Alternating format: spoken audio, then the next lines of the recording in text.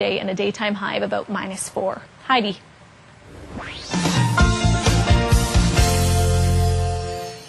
When students study for an exam, it often means finding themselves sitting at a desk for long periods of time, focused on that piece of paper or computer. But doing that can actually be tiring in and of itself. It's important for students to keep their energy up during study time, and we're finding out how this morning with Laura Lee Burgess of Oxford Learning. Good morning. Good morning, Heidi. And how many people have done this, right? You're sitting studying, and the next thing you know, you're nodding off. Yes. So what do you do? What are some tips? So first thing, make sure the lights are really bright. Okay. So have lots of light in the room. The brighter the light, the more it's going to make you feel like it's still daytime. Right, exactly. So, not looking out to the dark. So do that. Yes. Also, we noticed earlier, we saw some video of students studying, and they're all sitting. Yes. Which is interesting, but maybe not the best way to go. So another great way to avoid falling asleep is to stand up. So stand up if you're, learning some new material, walk around. That sort of constant movement is definitely going to prevent you from getting tired and also from falling asleep. Yeah, you won't fall asleep standing up unless you're a cow.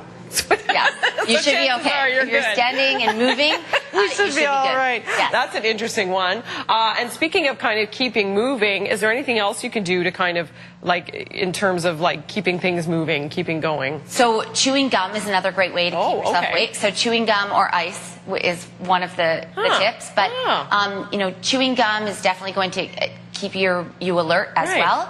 So that's another trick. That's interesting. It's sort of like playing a trick on your mind. Like if I keep chewing gum, it means I won't get tired type thing. What about exercise? How does it play in? Yeah, so studies have shown that if you actually exercise right before you're going to study, it increases the blood flow and it's going to help you retain more of that information. So plan your study time around your exercise time. Maybe you go for a walk. We've talked about this before, taking some breaks in between. But if you're exercising in between, that's definitely going to help as well. Oh, that's interesting. What about the temperature of the room you're in? Make sure it's cool. So, if the warmer it is, the more tired you're going to get. So if you can keep the environment that you're studying in cool, you're less likely to nod off. Right, even get a fan or something like that and have it blowing on yourself. Just kind of keep you going, keep you awake and aware. Now, some people we know rely on caffeine or energy drinks, and they're slamming those back to try and stay awake. What would you say to that? Not necessarily a great idea. So there's that sort of after effect of having way too much caffeine. Caffeine works, but it's better to sort of spread that out into smaller doses, spread out throughout your study time. So don't, down a whole bunch of energy drinks or coffee right before you're going to study. That's not going to help. Try to space it out, smaller amounts. That will give you a little bit more energy as you go. Some people study solo. Yes, studying in a group, another great way to sort of stay awake. You're probably not going to fall asleep if you're studying with friends. Oh, okay. Well, that's true. You're talking. Of course, you have to stay focused, though. That's right. Stay focused. Stay focused. Talk about what it is that you're learning. That's right. Don't use it to distract yourself.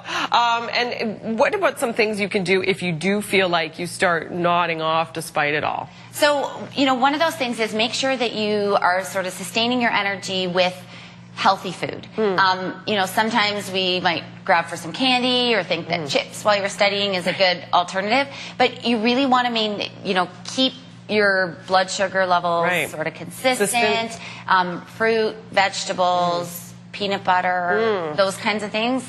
High protein is going to help you stay more alert, more awake than if you're reaching for potato chips. Right, because you don't want to spike, because then that's just going to That's right. That's actually going to do the reverse of what you want. Yes. And some people listen with music in the background. Yes. What would you say about that? So if you're the kind of person who can study with some, background noise, if you have some music in the background that has a really good beat that's going to kind of keep you up and alert, it's also another great way to study. So you don't want anything, that's going to put you to sleep. But if it's an upbeat kind of music, then that can help your brain stay awake too. Yeah, Pachelbel's Canon, probably not a good choice. No.